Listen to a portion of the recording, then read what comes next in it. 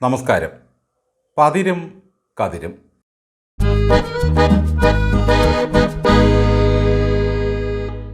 നിരണം കവികളിൽ ഏറെ പ്രശസ്തനായിരുന്നു രാമപ്പണിക്കർ. അദ്ദേഹത്തിൻ്റെ മകൾ അർത്ഥമൊളിപ്പിച്ച് വെച്ച് സംസാരിക്കുന്ന കാര്യത്തിൽ ബഹുമിടുക്കിയായിരുന്നു. ഒരു ദിവസം രാമപ്പണിക്കരെ തിരക്കി ഒരാൾ വീട്ടിൽ ചെന്നു. അച്ഛൻ എപ്പോൾ വരും എന്ന് ചോദിച്ചപ്പോൾ ആ പെൺകുട്ടി പറഞ്ഞു, വന്നാൽ വരില്ല, വന്നില്ലേൽ വരും. ആഗതൻ ആകെ ചിന്താക്കുഴപ്പത്തിലായി. ഒരു കുശലം കൂടി ചോദിച്ച് തടി തപ്പാമെന്ന് കരുതി അയാൾ വീണ്ടും ചോദിച്ചു, കുട്ടി എന്തു ചെയ്യുന്നു? അതിനവൾ പറഞ്ഞ മറുപടി കേട്ട് വന്നയാൾ അന്തിച്ചുപോയി. ഉടൽ അടുപ്പിൽ വെച്ച് തല പുഴുങ്ങുന്നു. അത്രയും കൂടി കേട്ടതോടെ വന്നയാൾ അവിടെ നിന്നും കടന്നേ കളഞ്ഞു. വഴിയിൽ വെച്ച് രാമപ്പണിക്കരെ കണ്ടപ്പോഴാണ് പെൺകുട്ടി പറഞ്ഞതിൻ്റെ പൊരുൾ ആഗതിന് മനസ്സിലായത്. ആറ്റിൽ വെള്ളം വന്നാൽ വരില്ല, വന്നില്ലെങ്കിൽ വരും എന്നാണ് അവൾ പറഞ്ഞത്. ഉടൽ അടുപ്പിൽ വെച്ച് തല പുഴുങ്ങുന്നു എന്ന് പറഞ്ഞാൽ വൈക്കോൽ അടുപ്പിൽ വെച്ച് നെല്ല് പുഴുങ്ങുന്നു എന്നാണ് അർത്ഥം.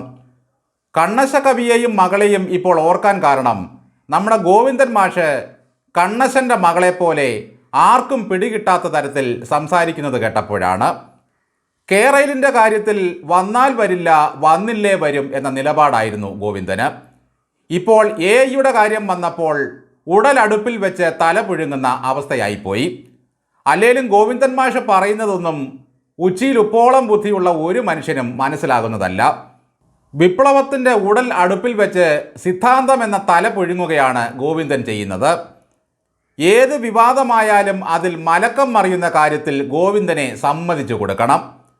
എന്തു മണ്ടത്തരം വിളിച്ചു പറഞ്ഞാലും പിറ്റേന്ന് മാധ്യമപ്രവർത്തകരെ നോക്കി ഒരു നോട്ടവും ആക്കുന്ന ചിരിയുമുണ്ട് മാഷിന്. സിദ്ധാന്തമായാലും ശൃംഗാരമായാലും ആ മുഖത്തിന് നല്ലതുപോലെ ചേരും. നിർമ്മിത ബുദ്ധി മൂത്താൽ സോഷ്യലിസം വരുമെന്ന് ഗോവിന്ദൻ പറഞ്ഞിട്ട് ദിവസം 4 കഴിഞ്ഞില്ല. ഇപ്പോൾ അതങ്ങ് തിരുത്തിയിട്ട് അദ്ദേഹം പറയുകയാണ്, വരുന്നത് സോഷ്യലിസം അല്ല കേട്ടോ, തൊഴിലില്ലായ്മയാണ്. ശരിക്കും നിർമ്മിത ബുദ്ധി കൊണ്ട് മാത്രം പ്രവർത്തിക്കുന്ന ഒരു തലയായി മാറി മാഷിൻ്റേത്. ഈ കമ്മ്യൂണിസം തന്നെ ഇപ്പോൾ ഏതോ അജ്ഞാത ശക്തി കീ കൊടുത്ത് ചലിപ്പിക്കുന്ന ഒരു പാവയായി മാറിക്കഴിഞ്ഞു. വടി വയ്ക്കുന്നിടത്ത് കുട വയ്ക്കാത്തവൻ എന്നൊരു ചൊല്ലുണ്ട് ചിലരെ പറ്റി. ഒരിക്കലും വിശ്വസിക്കാൻ കൊള്ളാത്ത സ്വഭാവം കാണിക്കുന്നവരെ പറ്റിയാണ് ഇങ്ങനെ പറയുന്നത്. മാഷും ഇപ്പോൾ ഏതാണ്ട് ഇതേ പരുവത്തിലായി. ഉറങ്ങുന്നതിന് മുമ്പ് ഈ ഗോവിന്ദൻ മാഷ് കണ്ണാടി നോക്കി ചിരിക്കാറുണ്ടോ എന്ന കാര്യത്തിൽ മാത്രമേ സംശയമുള്ളൂ. വാലും തലയും വകതിരിവുമില്ലാത്ത കാര്യങ്ങളെ ഇപ്പോഴാ നാവിൽ നിന്ന് പുറത്തു ചാടൂ. സന്ദേശത്തിലെ കുമാരപിള്ള സാറിനൊക്കെ ഒരു ബൗദ്ധിക നിലവാരമൊക്കെ ഉണ്ടായിരുന്നു. ഈ ഡ്രില്ല് മാഷ് പാർട്ടി ക്ലാസിൻ്റെ 7 അയലത്ത് പോലും പോയ മട്ടല്ല. അന്ന് മിത്തിൽ മലക്കം മറിഞ്ഞ ഗോവിന്ദൻ മാഷിൻ്റെ ഗതികേട് കണ്ട് നമ്മൾ ചിരിച്ചതാണ്. ഗണപതി മിത്തല്ലാതെ പിന്നെ യാഥാർത്ഥ്യമാ എന്ന് ചോദിച്ച ഗോവിന്ദൻ മാഷ് പിറ്റേന്ന് ഡൽഹിയിൽ ചെന്നപ്പോൾ ചോദിക്കുക, ഗണപതി മിത്ത എന്ന് ഞാൻ പറഞ്ഞു. നിങ്ങളെൻ്റെ പ്രസംഗം മുഴുവൻ കേൾക്കണം. സന്ദർഭത്തിനനുസരിച്ച് അടർത്തിയെടുത്താൽ പോരാ. ആർട്ടിഫിഷ്യൽ ഇൻ്റലിജൻസ് വന്നാൽ മുതലാളിത്തത്തിൻ്റെ സാമാനങ്ങൾ വാങ്ങാനാളില്ലാതെ ചന്തയിൽ കെട്ടിക്കിടക്കുമെന്നും ആവശ്യക്കാർക്ക് വാരാമെന്നും അങ്ങനെയാണ് സോഷ്യലിസം സംഭവിക്കുന്നതെന്നും പറഞ്ഞ പുള്ളിയാണ് ഇപ്പോൾ പറയുന്നത് AI വന്നാൽ ആദ്യം തൊഴിലില്ലായ്മ, അതുവഴി വിപ്ലവം, പിന്നെ സോഷ്യലിസം. ഇങ്ങനെ പോയാൽ 1 ലക്ഷം തൊഴിലവസരങ്ങൾ ഉടനെ ഉണ്ടാകുമെന്നും കേരളം സിംഗപ്പൂരാകുമെന്നും 1 വർഷം മുമ്പ് പറഞ്ഞ പുള്ളിയാണിത്.